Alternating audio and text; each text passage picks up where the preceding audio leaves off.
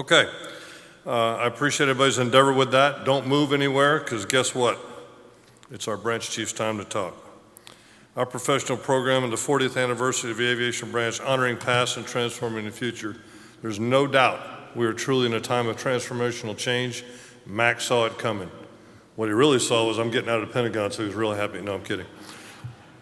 Ladies and gentlemen, our branch chief, Major General Mac McCurry. Mac.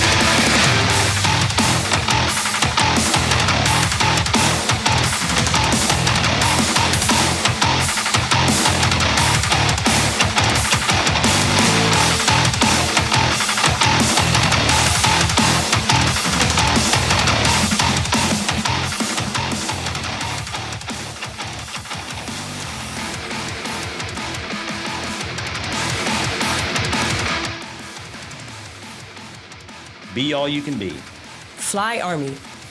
Above the best.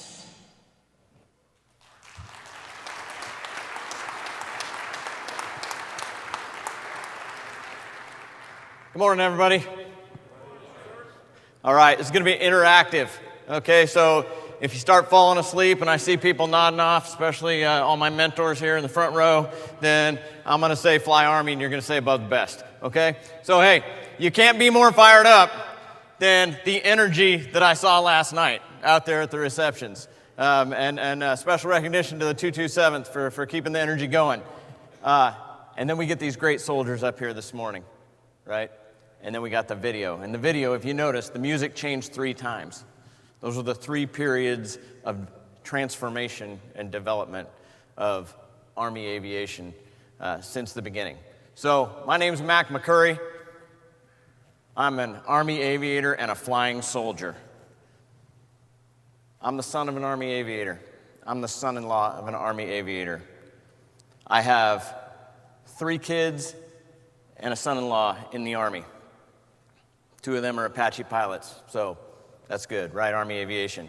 More importantly, one of them is an armor officer, and one of them is a young enlisted paratrooper in the 82nd Airborne Division.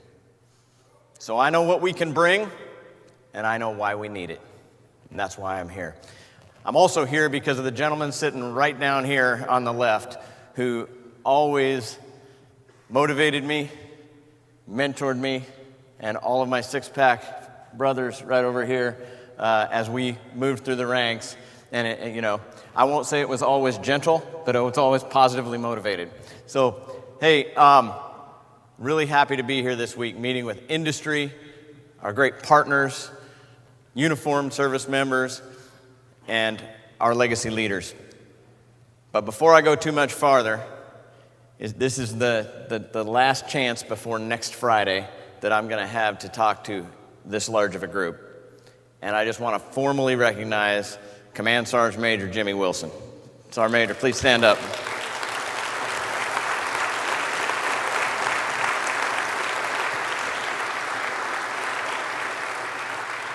Branch Sergeant Major, getting ready to begin the next phase of his life next week. He will be sorely missed. He's a preeminent leader. He cares for soldiers and families every single day. He's a night stalker, and he never quits. All right. Let's talk a little bit about where we came from. So, to the days of Thaddeus Lowe, sending a telegram down to President Lincoln, 1861, designated the first aeronaut of the Union Army. First time that we broke friction with the ground and began that sacred trust, began to support soldiers from the air.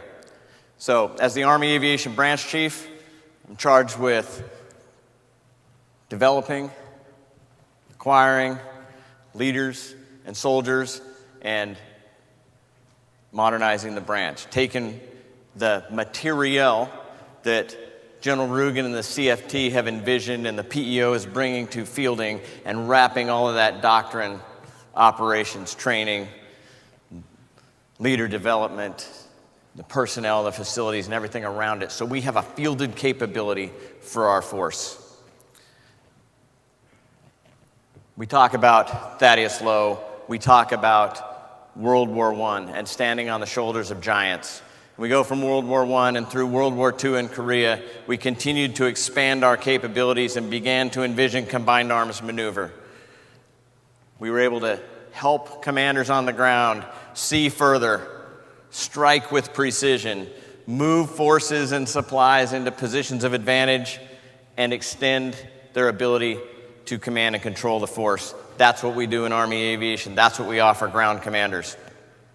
After World War II, you saw the music change. We started to focus, and you saw Korea and Vietnam, the advent of rotary wing capabilities. We recognized our Vietnam veterans earlier. 50th anniversary of the end of the Vietnam War, January 27th, 1973, Paris Peace Accords were signed. So you all are the giants that paved the way for us. We recognize you and thank you again. We had the House Board focused on air mobility that brought us what we call air assault today. We had General Rogers focused on the Aircraft Requirements Board. And all of those things came together to provide the next period of innovation and transformation for us with the Cobra, the Huey, the Mohawk. And we also transformed how we did things, the tactics, techniques, and procedures that we performed. You know, after Vietnam, it became clear that this air dimension provided a distinct advantage for our Army. It offered the ability to maneuver in a different dimension, what we would call domains today. So, you know, I kind of like to say Army Aviation was the original multi-domain solution for the Army. We got over the limits of terrain, we extended distances, we got more lethal, and we elevated the roles that were initially envisioned by Generals Howze and Rogers. And then we began the path after Vietnam to becoming a branch. And we began the path to organizing, training, and equipping aviation units to enable ground commanders and to still uphold that sacred trust with the soldier on the ground. We started to develop further the doctrine that went with air-land battle and how we operated across the full width, breadth, and depth of the battlefield. You know, we modernized aircraft and systems, adapted to the changing operational environment, and were focused on fighting Soviet forces on the Central Plains of Europe. All of that came together, all of that culminated with the 1983, 12th of April, Secretary John O. Marsh approving the concept of Army Aviation as a separate branch. And while General McNair, who we recognized earlier today, and we recognized last week at Fort Novosel, was the branch chief and the commanding general of, he's the founding branch chief, and he was the commanding general at Fort Rucker at the time. Took us about 10 months in the Army to write a general order, so on 15 February 1984, the general order was cut that retroactively established the branch effective 12 April 83. And General Maddox was there, and General McNair went up to TRADOC, and they worked together to probably what was the harder part, which was not convincing the Army that aviation needed to be a separate branch, but actually creating the branch and taking the pieces of force development, force design, personnel management from the different centers that contributed to Army Aviation and pull it together. So for 40 years, Army Aviation proved its mettle. From Grenada and Panama and Desert Shield and Desert Storm and Somalia, 20 years in Afghanistan and Iraq. So now we're at an inflection point. But when we're at the inflection point, we're still focused on the sacred trust, that commitment to the soldier on the ground that when we are needed, we are coming. And that's what we maintain down at Fort Novosel. You know, General Brito is a big fan of Simon Sinek, and General Brito, TRADOC commander, my boss, always says, hey, COE commanders, understand what you do and why you do it. Well, what we do is see, strike, move, and extend to uphold that sacred trust with the ground force. Same today as it was 162 years ago. Same in the future for America's sons and daughters. For whoever's running the slides, can you put up the slide of our fallen again?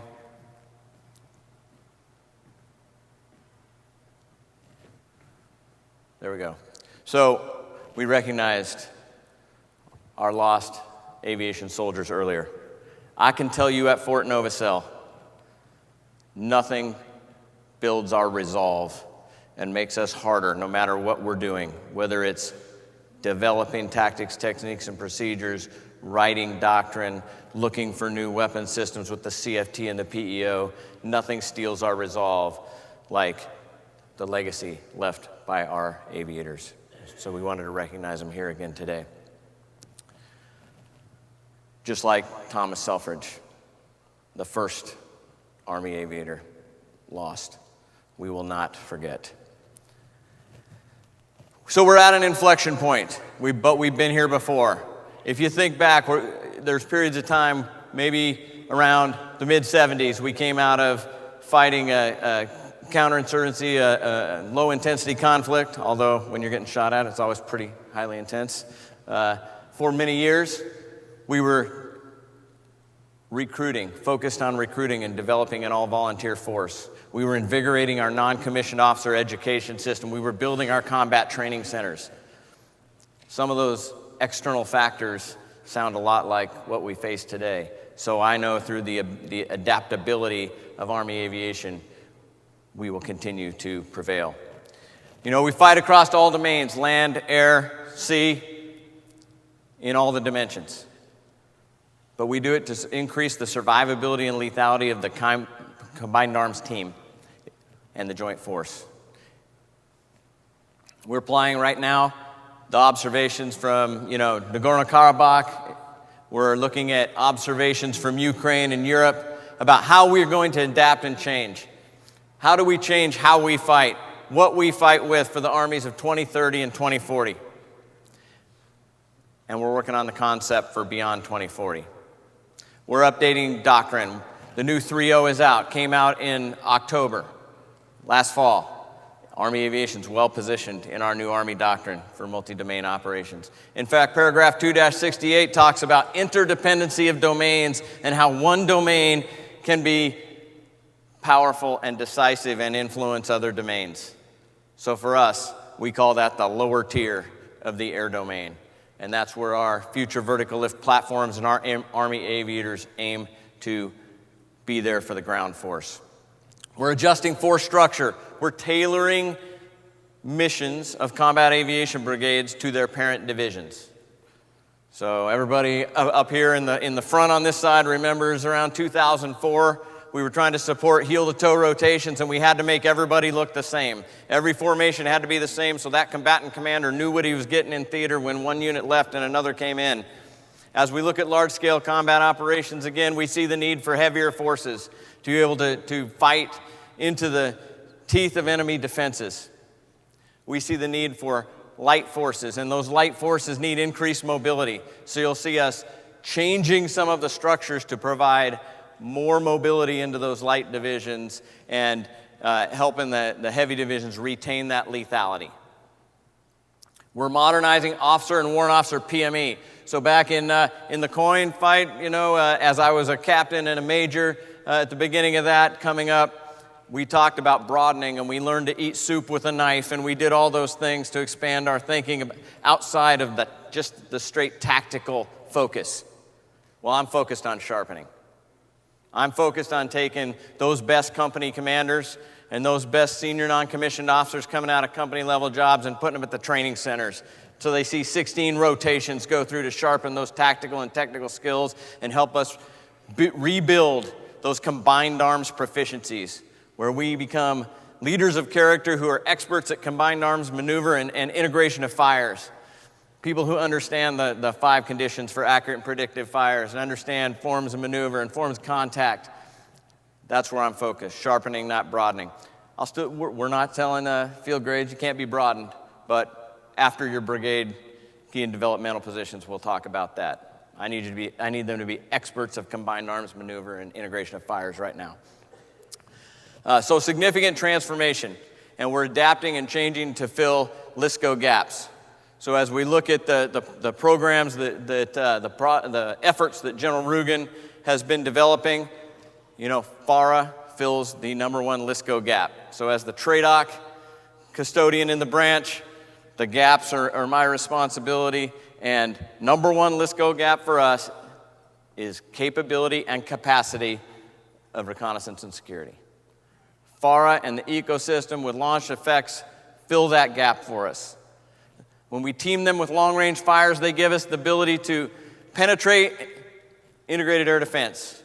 But they also offer decisive shaping tools to division commanders so that when our BCTs close with the enemy in the close fight, it's not fair. We've shaped ahead of them, and we're over their shoulder providing that support. FLORA is a game changer. You'll hear all the specifics from General Barry and General Rugen later in the week, but FLORA's power projection capability, us being able to operate from relative sanctuary with increased speed, range, and sustainability above our current fleet enables us to present those multiple dilemmas to the enemy, and is particularly viable in the Indo-Pacific AOR. We want to reduce the heavy demand for strategic airlift assets. FLRAA helps us do that. We want to maintain the ability to rapidly converge effects and then just as quickly rapidly disperse our forces for survivability. FLRAA offers us that.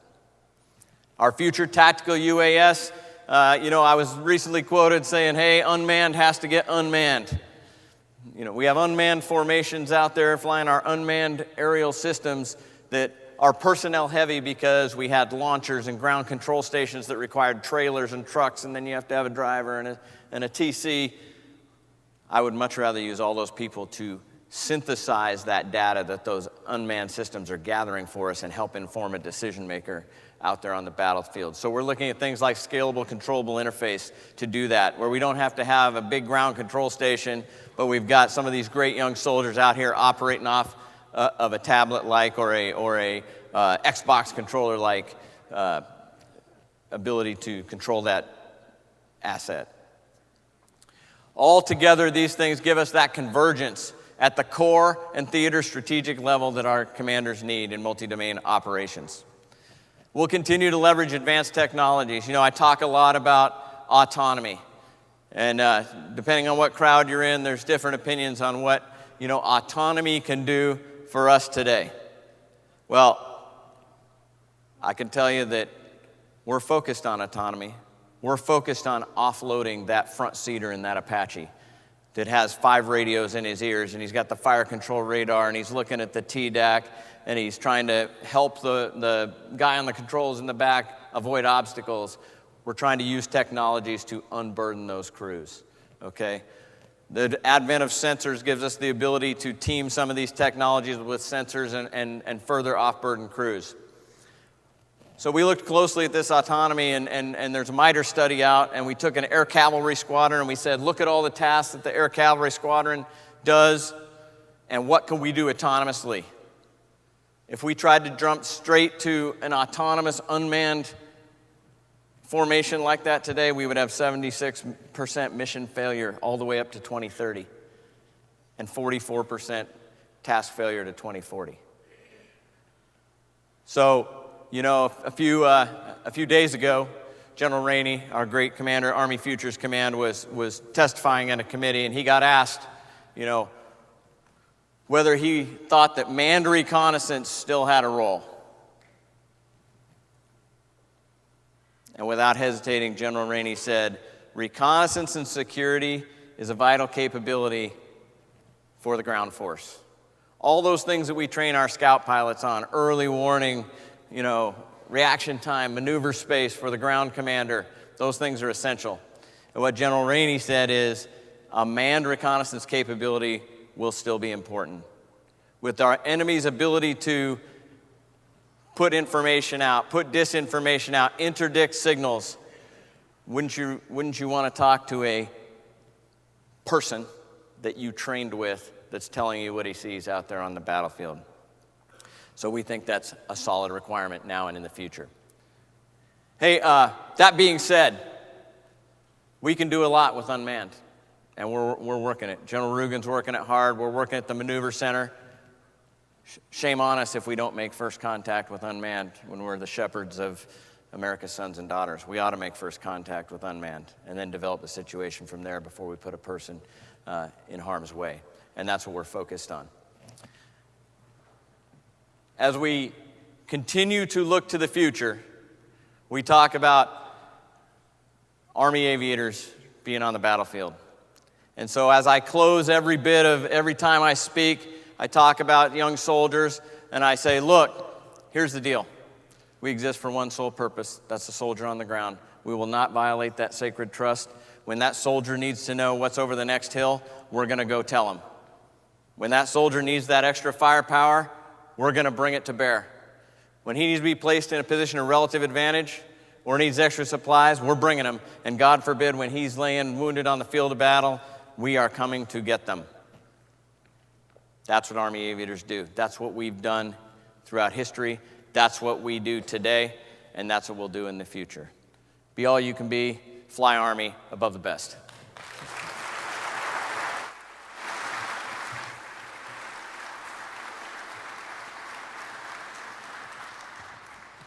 For a bladder break, before you go, just quickly, take note tomorrow morning that we're going to start right on time with a presentation to Senator Blackburn at 7:55.